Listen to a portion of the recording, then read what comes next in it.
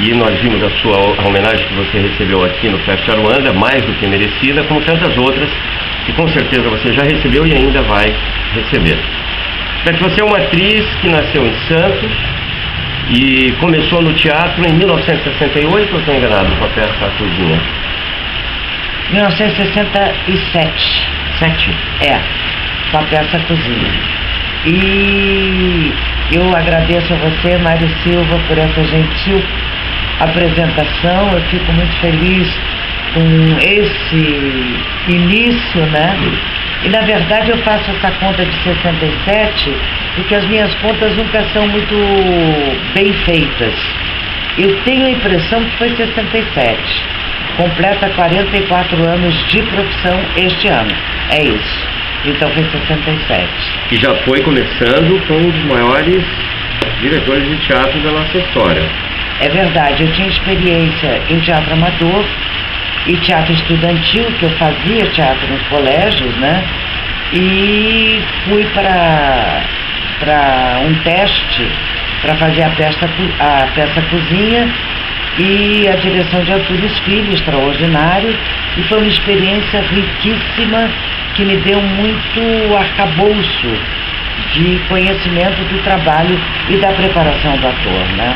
E qual foi o processo para sair daí e estrear na TV? Porque a primeira novela que você participa é Águias de Fogo. Não, Águias de Fogo foi um seriado que eu fiz concomitante ou um pouco antes da peça Cozinha, que é uma coisa engraçadíssima. Eu estudava no colégio de aplicação, eu nem considero Águias de Fogo no meu trabalho profissional, porque eu estudava no colégio de aplicação, de família simples, como 90% de nós ou mais tinha que trabalhar, e já tinha as experiências em teatro amador, e fui convidada por um amigo para participar deste seriado enquanto estudante.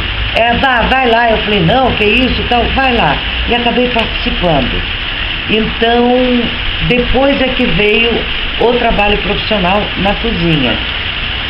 E dali eu fui para a televisão porque eu estava iria prestar vestibular para Ciências Sociais na USP. E a peça iria para o Rio de Janeiro no final do ano, exatamente na época do vestibular. E eu preferi abrir mão da condição de ir para o Rio porque eu não podia perder o vestibular. E houve a coincidência de eu ser convidada para trabalhar na televisão. Aí eu saí da peça teatral e fui para a televisão e prestei o vestibular e graças a Deus passei. Curso de Sociologia, Ciências Sociais. É. Você não conseguiu concluir? Não, porque foi exatamente a concomitância de eu passar no vestibular e o ano de 68, o ano fatídico, que nós tivemos o AI-5, Ato Institucional número 5, que era o pior de todos os atos institucionais que os militares que assumiram o poder assinaram e puseram em prática. E pelo AI-5 muitos professores foram caçados, muitos fugiram e houve censura para tudo, enfim, era um ano terrível.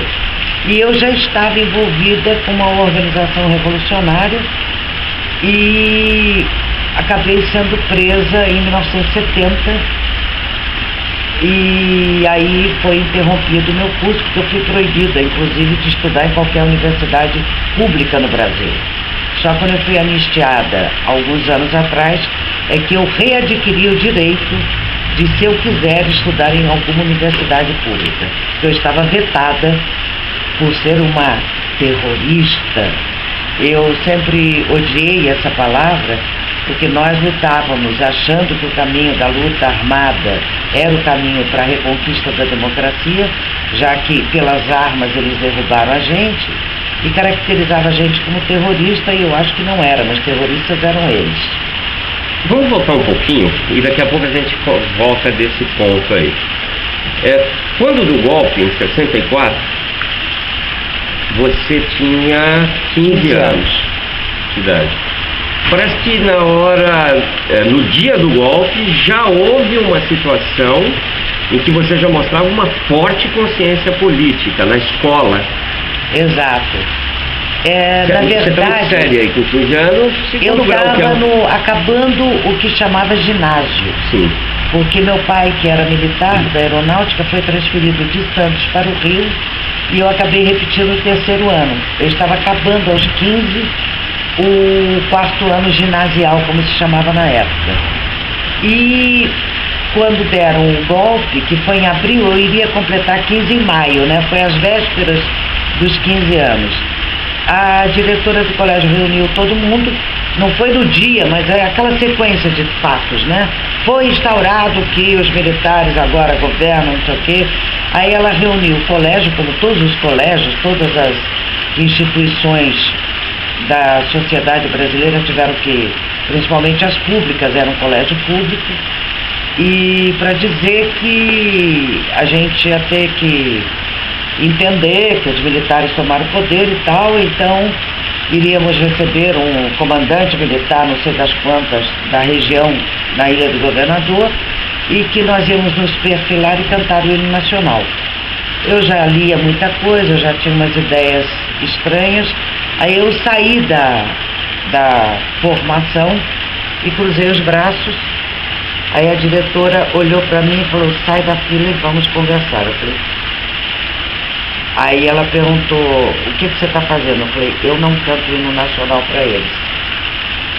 Aí ela falou: vai ter uma suspensão. Eu falei: receba a suspensão, mas para eles eu não vou cantar o hino nacional. Você foi suspensa? Fui. Seu pai era militar? Meu pai era militar.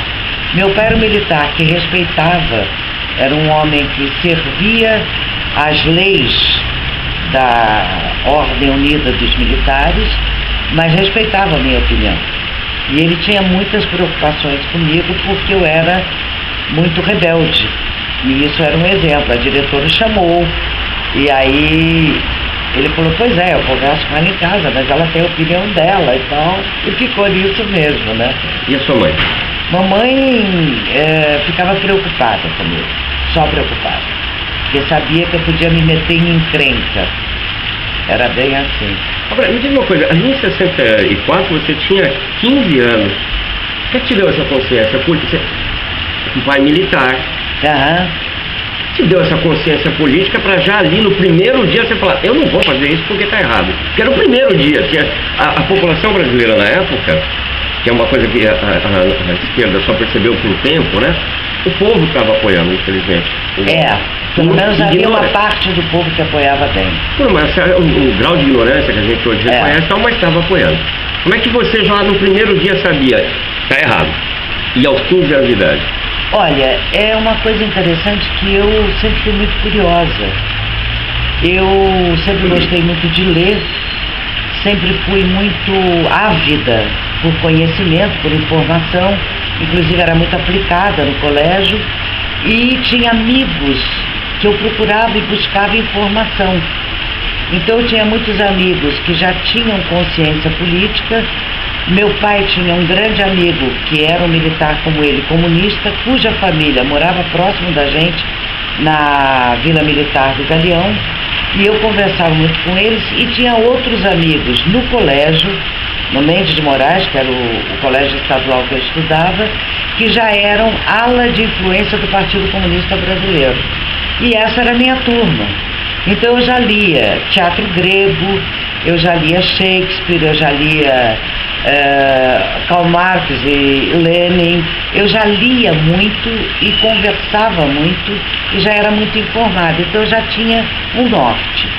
Ao mesmo tempo, meu próprio pai me contava, chegando em casa, porque a situação foi se agravando, principalmente a partir do comício de 1º de março, que foi no Rio de Janeiro.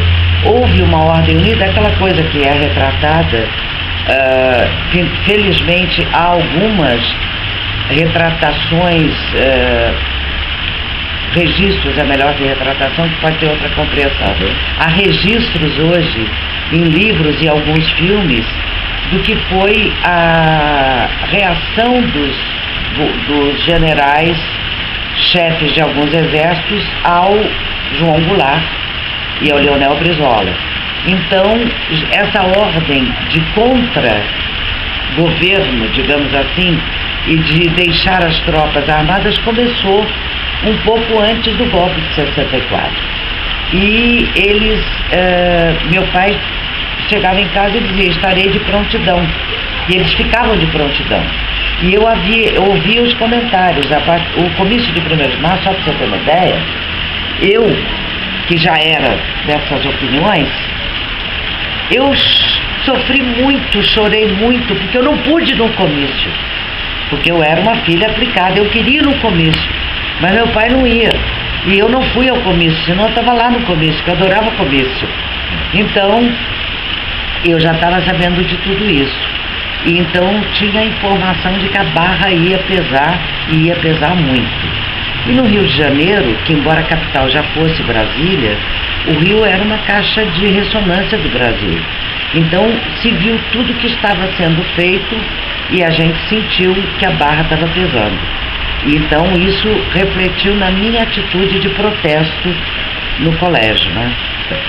Depois disso, no colégio, teve mais algum problema ou daí as coisas se normalizaram? Não. Na verdade, eu te falei, eu não fui suspensa, eu fui advertida, levei uma advertência.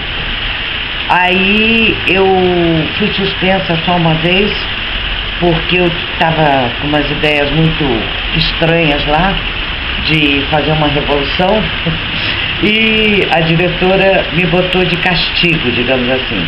Eu acho que havia uma situação muito... Tinha uma empatia da diretora comigo, porque eu era muito bem colocada como aluna. Eu tinha um currículo educacional de aprovação nas matérias, eu era muito aplicada.